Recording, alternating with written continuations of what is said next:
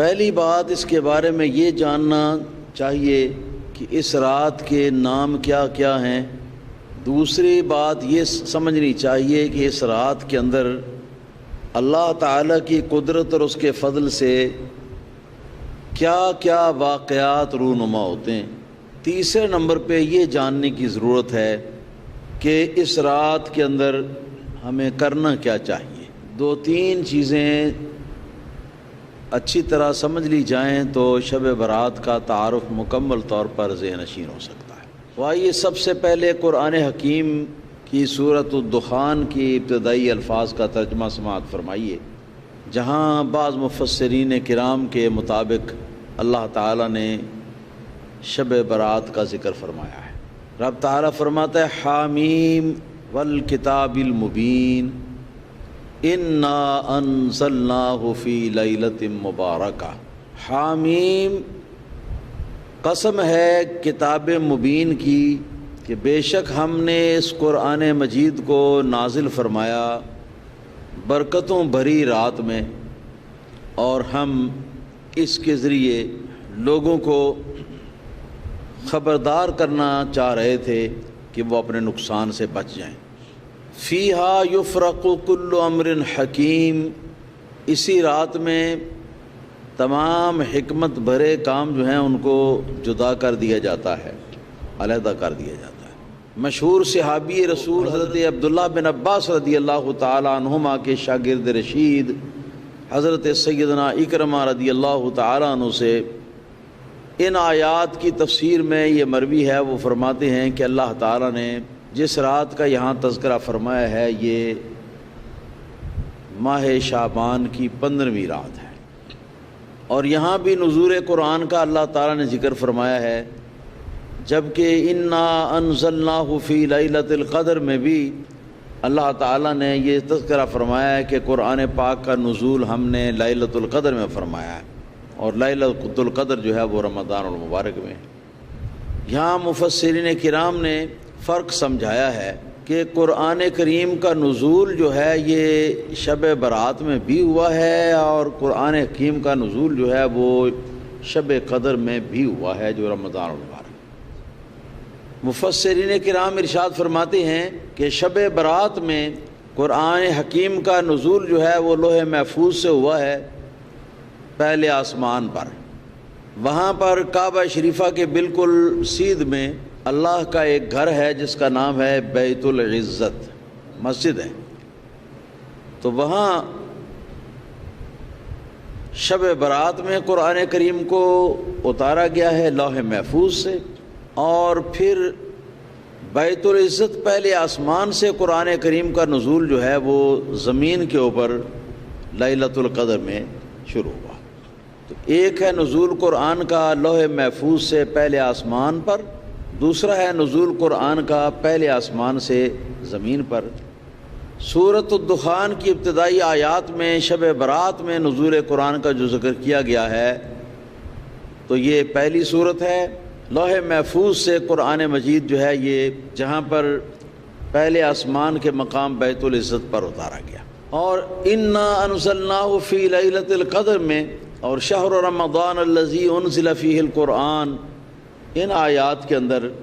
قرآن مجید کے اس نزول کا ذکر ہے جو بیت العزت سے لے کر تو زمین کی طرف نزول ہوا۔ اب اس کے نام کیا ہیں اس رات کے؟ سب سے پہلا تو وہی نام جس کو قرآن حکیم کے اندر سورۃ الدخان کی ابتدائی آیات میں ذکر کیا گیا ہے، انا انزلناہ فی لیلۃ مبارکہ، بے شک ہم نے اس کو نازل کیا لیلہ مبارکہ میں۔ لیلہ کہتے ہیں رات کو، اور مبارکہ کا مطلب ہے کہ جس میں برکتیں دی گئی ہیں، برکتوں بھری، برکتوں والی۔ اس سے یہ پتہ چل گیا کہ قرآن حکیم کی روشنی میں جو شب برات ہے اس کا نام ہے لیلہ مبارکہ۔ اور اس کو لیلہ مبارکہ کیوں کہتے ہیں کہ لیلہ مبارکہ کا معنی ہے برکتوں بھری رات، اس کو برکتوں بھری رات کیوں کہتے ہیں؟ اس کی وجہ انشاءاللہ تعالی آگے چل کر ہم بیان کر دیں گے، تفصیل کے ساتھ بیان ہوگی، جہاں اس رات کے اندر قدرت الہیہ سے وقوع پذیر ہونے والے عظیم الشان واقعات کا ہم تذکرہ کریں گے۔ اس سے آپ کو اندازہ ہو جائے گا کہ یہ رات کتنی برکتوں والی۔ اس کا دوسرا نام ہے لیلۃ البراء۔ لیلہ کا معنی ہے رات، اور براء کا معنی ہے بری ہونا، آزادی پانا، خلاصی پانا۔ یہ سارے معنی براءت کے ہیں۔ تو لیلۃ البراء کا معنی کیا ہوا؟ آزادی پانے کی رات، خلاصی پانے کی رات، چھٹکارا حاصل کرنے کی رات۔ تو چونکہ جیسا کہ اس رات کے واقعات عظیمہ کے اندر آئے گا کہ اللہ تعالیٰ ایک نظر رحمت اس رات کے اندر فرماتا ہے اپنے بندوں کی طرف، بنو کلب کے قبیلے کی بھیڑ بکریوں کی پشت پر جتنے بال ہیں ان بالوں کی تعداد کے برابر ایسے لوگوں کو بخش دیتا ہے جو کہ اپنی بد کرداری کی وجہ سے جہنم کا ایندھن بن چکے ہوتے ہیں۔ تو اس لیے اس کو کہا جاتا ہے لیلۃ البراء، آزادی پانے کی رات، یعنی گناہگاروں کے جہنم کی آگ سے آزادی پانے کی رات۔ تیسرا اس کا نام ہے شب برات، اور یہ نام جو ہے یہ دراصل لیلۃ البراء جو ابھی نام گزرا اس نام کا فارسی میں ترجمہ ہے۔ شب برات میں شب کا جو لفظ ہے یہ فارسی زبان میں رات کو کہتے ہیں شب، اور براء کا معنی وہی ہے آزادی پانا یا خلاصی پانا، رہائی حاصل کرنا۔ تو رہائی حاصل کرنے یا آزادی پانے کی رات، یہ اس کا بھی ترجمہ وہی بن جاتا ہے، مگر یہ فارسی زبان کے اندر نام جو ہے یہ ذکر کیا گیا ہے۔ عربی زبان میں ہے لیلۃ البراء، اور اسی کا ترجمہ فارسی زبان میں شب برات۔ اور اس کا چوتھا نام ہے لیلۃ الصک، نا صاد اور آگے کاف کشک والا۔ صک عربی زبان میں کہتے ہیں چیک کو، چیک۔ تو یہ اس کا معنی ہوا چیک پانے کی رات۔ تو چونکہ اللہ تعالیٰ کی طرف سے بے شمار مسلمان گناہگاروں کو اللہ تعالیٰ کی طرف سے جہنم سے آزادی پانے کا چیک دیا جاتا ہے، تو اس لیے یہ جو اللہ کی بارگاہ سے پروانہ ملتا ہے، ایک سرٹیفکیٹ ملتا ہے، اسی کا نام چیک رکھا گیا ہے، اور اس کو کہا گیا ہے لیلۃ الصک۔ یہ اس رات کے چند نام تھے جن کا تعارف حاصل ہوا۔ اب اس کے بعد آگے چلتے ہیں کہ اس رات کے اندر اللہ تعالیٰ کی قدرت سے کیا کیا واقعات جو ہیں وقوع پذیر ہوتے ہیں۔ تو سب سے پہلے یہ واقعہ ہوتا ہے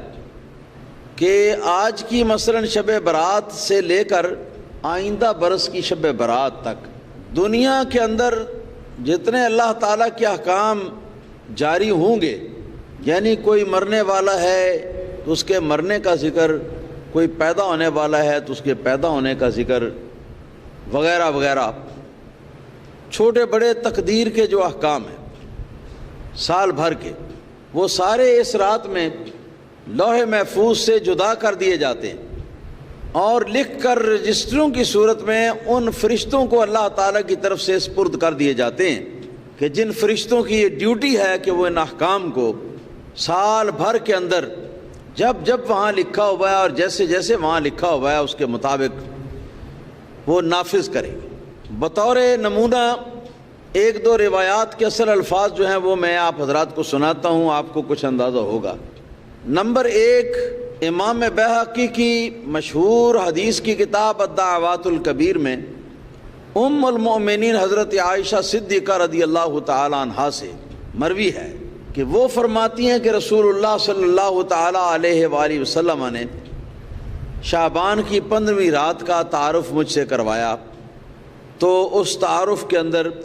ایک بات یہ بھی تھی کہ آپ نے فرمایا فیہا ان یکتب کل مولود بنی آدم فی ہذہ السنہ، کہ اس رات میں ان تمام لوگوں کے نام الگ رجسٹر میں لکھ دیے جاتے ہیں جن لوگوں کو اس پورے برس کے اندر مرنا ہے۔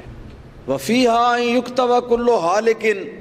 من بنی آدم فی ہذہ السنہ، اس رات کے اندر آئندہ پورے برس کے اندر جتنے بچے نئے پیدا ہونے ہیں تو ان سب کی لسٹ بھی ہوتی ہے،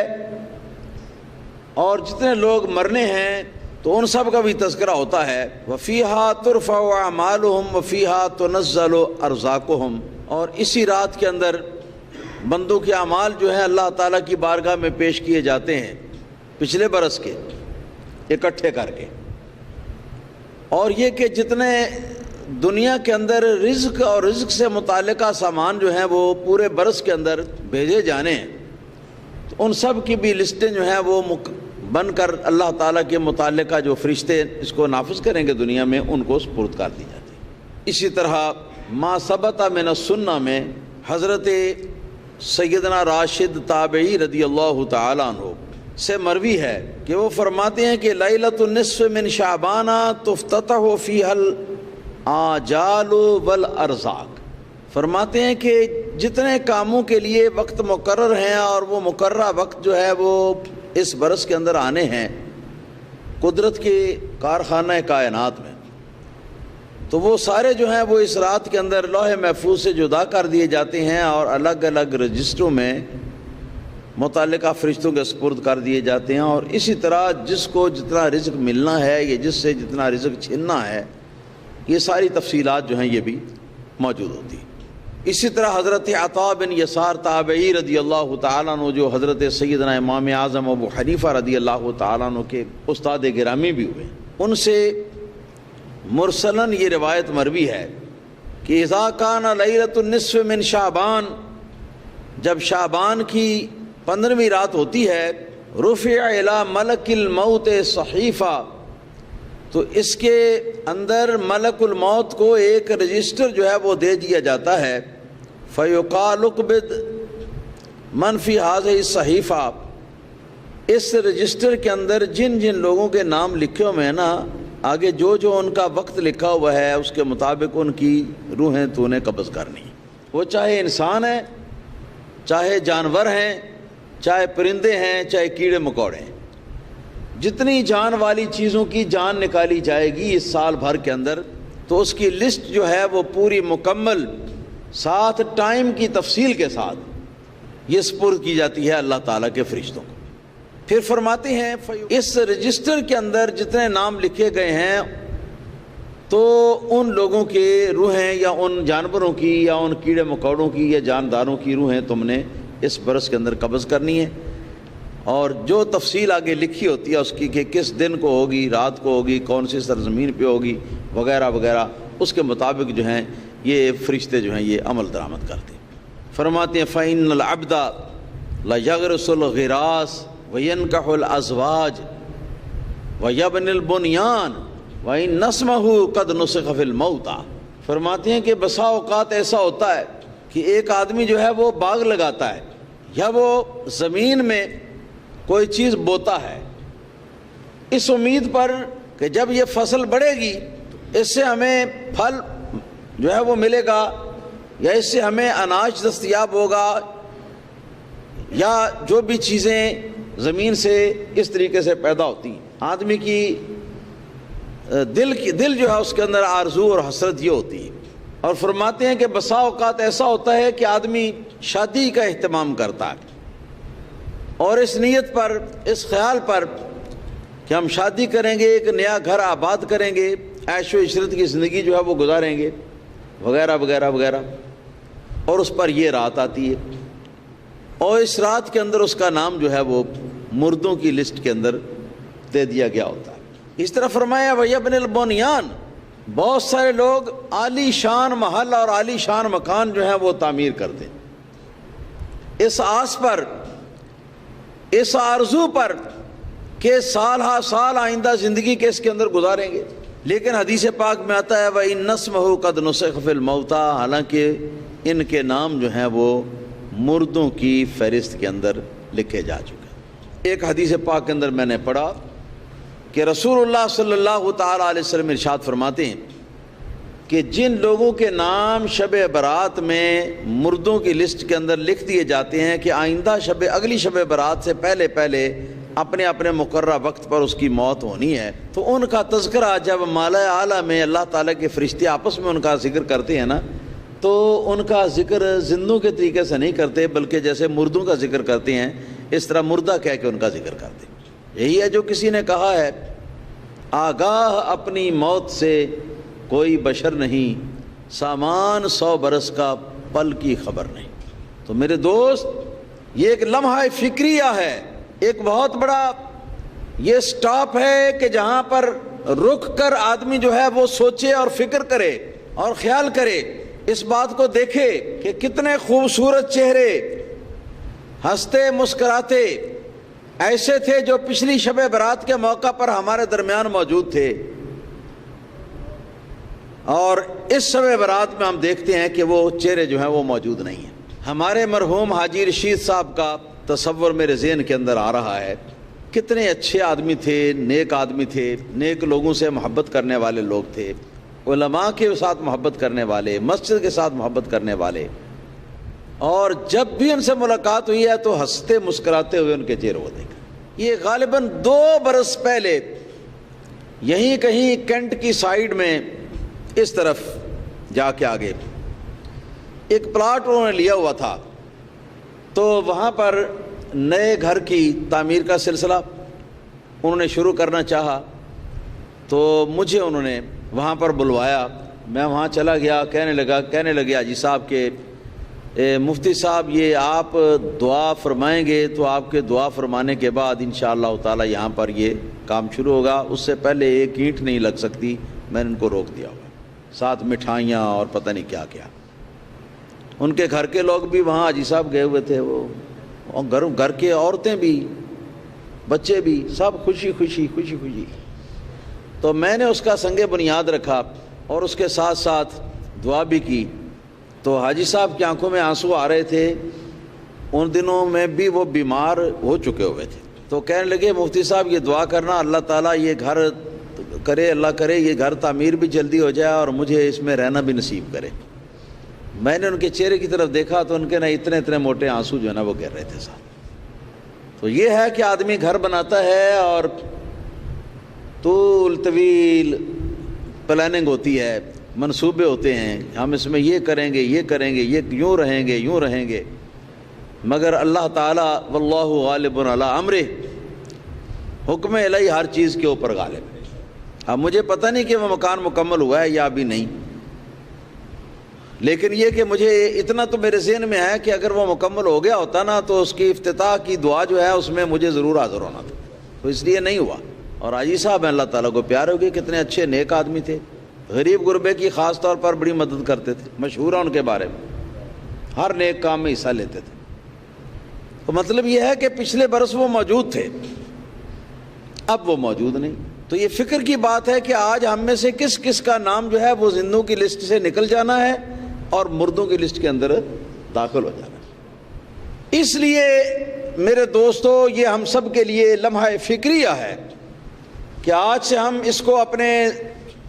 ذہن میں اس بات کو محفوظ کر لیں، اور آج سے ہم صحیح معنی میں توبہ طائب ہو کر اللہ تعالیٰ کی بارگاہ میں اپنے پچھلے گناہوں کی معافی مانگ کر تو آگے سے معاملہ جو ہے اپنا درست کر لیں۔ اب کتنے چہرے ہیں جو آج نظر آ رہے ہیں، وہ آئندہ شب برات کو وہ نہیں ہوں گے، یہ تو اللہ ہی بہتر جانتا ہے کہ کون کون ہوگا، کیسے کیسے ہوگا۔ تو میرے دوستو وہ واقعات عظیمہ کہ جن کا وقوع اس رات کے اندر ہوتا ہے، ان میں سے پہلا واقعہ عظیمہ جو ہے وہ یہ ہے کہ سال بھر کی متعلقہ احکام الہی سے متعلقہ جو تقدیر ہے وہ متعلقہ فرشتوں کو سپرد کر دی جاتی ہے اس رات کے اندر۔ دوسرا واقعہ عظیمہ اس رات کے اندر یہ ہوتا ہے کہ مولا علی شیر خدا رضی اللہ تعالیٰ عنہ ارشاد فرماتے ہیں کہ حضور نبی کریم صلی اللہ تعالیٰ علیہ وسلم نے ارشاد فرمایا کہ ان اللہ تعالی ینزل فیہا لغروب الشمس الی السماء الدنیا، کہ جو ہی سورج 14ویں شعبان کا یہ سورج غروب ہوتا ہے تو سورج غروب ہونے کے ساتھ ہی رحمت خداوندی کے جلوے جو ہیں وہ پہلے آسمان کے اوپر نزول فرماتے ہیں۔ پہلے آسمان کو شریعت کی بولی میں پہلا آسمان بھی کہتے ہیں، کیونکہ ہمارے دیکھنے میں ہماری طرف ہمارے قریب ہونے کے لحاظ سے یہ پہلا آسمان ہے، ورنہ تو اوپر سے گنتی کریں تو پھر یہ 7واں بنے گا۔ اور اس کو سمائے دنیا بھی کہتے ہیں، دنیا والا آسمان، یعنی وہ آسمان کہ جس آسمان کے نیچے ڈائریکٹ دنیا جو ہے وہ رہتی ہے۔ اس آسمان کے اور دنیا کے درمیان میں کوئی اور چیز نہیں ہے۔ تو پہلے آسمان پر رحمت خدا بندی کے جلوے جو ہیں وہ نازل ہوتے ہیں، اور یہ رحمت خدا بندی کا جو جلوہ ہے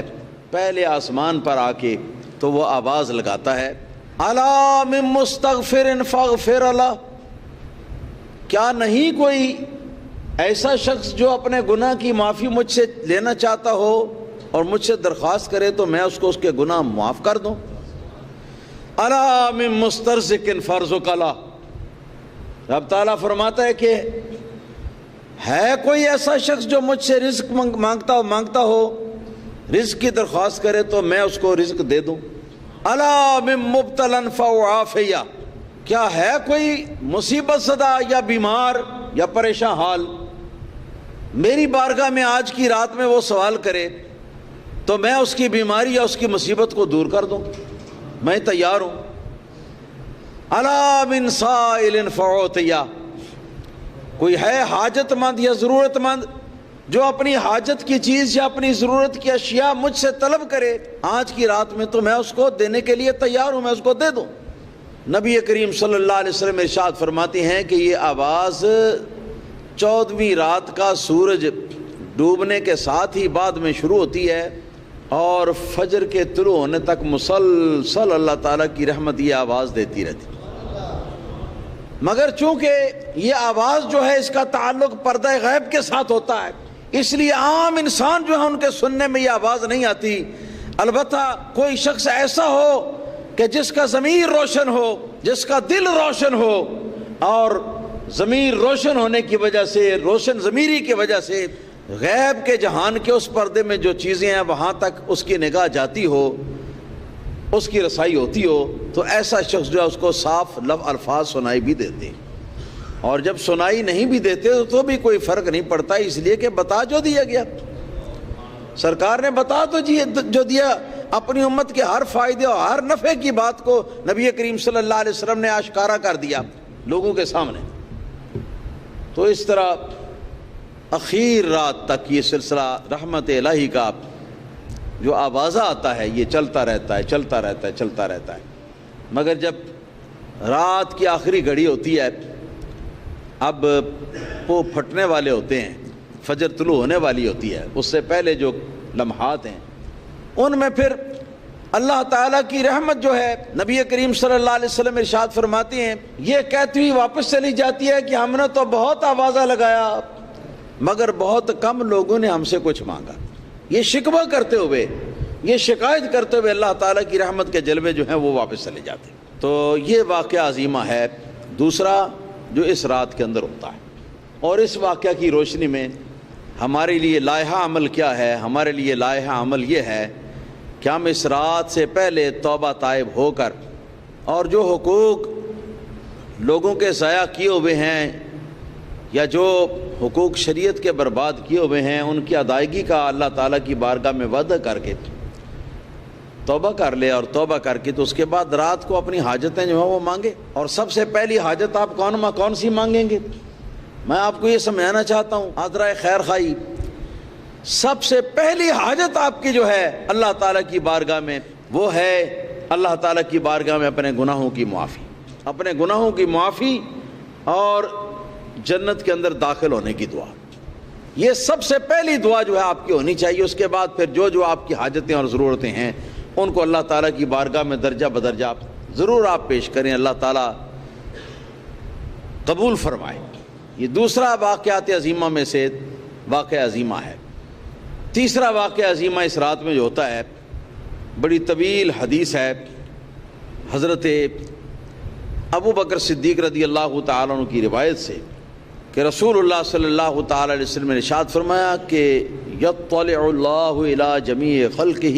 لیلۃ النصف من شعبان، کہ شعبان کی 15ویں رات میں اللہ تعالیٰ ایک نظر رحمت دنیا والوں پر ڈالتا ہے، لوگوں پر ایک نظر رحمت ڈالتا ہے، اور جب وہ نظر رحمت ڈالتا ہے تو جس پر نظر رحمت پڑتی ہے اس کی بخشش ہوتی جاتی ہے،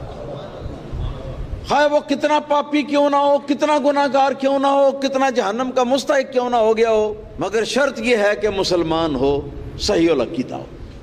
تو اس پر اگر نظر پڑ گئی تو وہ بخشا گیا۔ مگر اس رات میں کچھ بد نصیب لوگ ایسے ہیں کہ جن کی بخشش اس رات میں بھی نہیں ہوتی۔ اللہ تعالیٰ کی اس نظر رحمت سے ان کو مستثنا قرار دیا حدیث میں کہ ان پر اللہ کی رحمت نہیں پڑتی۔ یہ کون کون ہے؟ نمبر 1 تو کافر و مشرک ہے، اور دوسرے نمبر پہ وہ ہے جو اپنے ماں باپ کا بے فرمان، ان کا دل دکھانے والا، ماں باپ کو تکلیف دینے والا۔ خیال کر لینا چاہیے آج کل آزادی کے نام پر کتنے نوجوان لڑکیاں ہمارے معاشرے میں، کتنے نوجوان لڑکیاں ہیں جو اپنے ماں باپ کے یہاں سے بھاگ کر، یا یہ کہ ماں باپ کی خبر اور اطلاع کے بغیر وہ جا کے کورٹ میرج کر لیتے، کچہری میں جاتے ہیں جا کے تو وہ نکاح کر لیتے۔ تو لوگ پوچھتے ہیں ہم سے مسئلہ کہ جی نکاح ہو گیا، وہ میاں بیوی بن گئے، تو ہم جواب دیتے ہیں کہ ہاں میاں بیوی تو بن گئے، مگر کس لعنتی راستے سے گزر کر، کیونکہ ماں باپ کی دل آزاری کرنا شرعاً حرام گناہ کبیرہ ہے، بہت سارے کبیرہ گناہوں کا مجموعہ۔ اور اتنا مجھے بتا دیجئے، وہ بیٹی جس کو ماں باپ پہلے جنم دیتے ہیں، اس کے بعد اس کو پالتے ہیں، پوستے ہیں، بڑا کرتے ہیں، اس کا ہر جو دل کی خواہش اور آرزو ہے اس کو پورا کرتے ہیں، کھلاتے ہیں، پلاتے ہیں، بڑھاتے ہیں، اس کو پڑھاتے ہیں، یہ سارا کچھ کر کے جس وقت اپنے عروج پر پہنچ جائے تو عروج پر پہنچنے کے بعد ماں باپ کو وہ پوچھنے کی بھی زحمت گوارا نہ کرے کہ میں فلاں جگہ شادی کر رہی ہوں، تو کیا آپ کوئی تصور کرتے ہیں کہ ماں باپ کی کتنی دل آزاری ہوتی ہے اس سے؟ کیوں بھائی؟ جو معاشرے میں بدنامی ہوتی ہے وہ علیحدہ ہوتی ہے، اور ماں باپ کی جو دل آزاری، جو ان کے اندر تکلیف ہوتی ہے،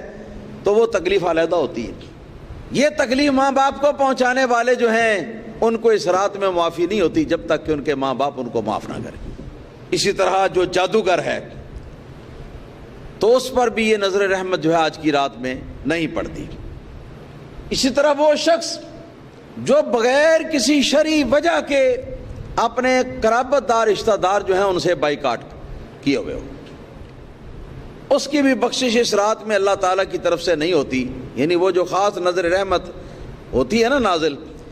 اس نظر رحمت سے وہ بھی خالی رہتا۔ اسی طرح ایسا شخص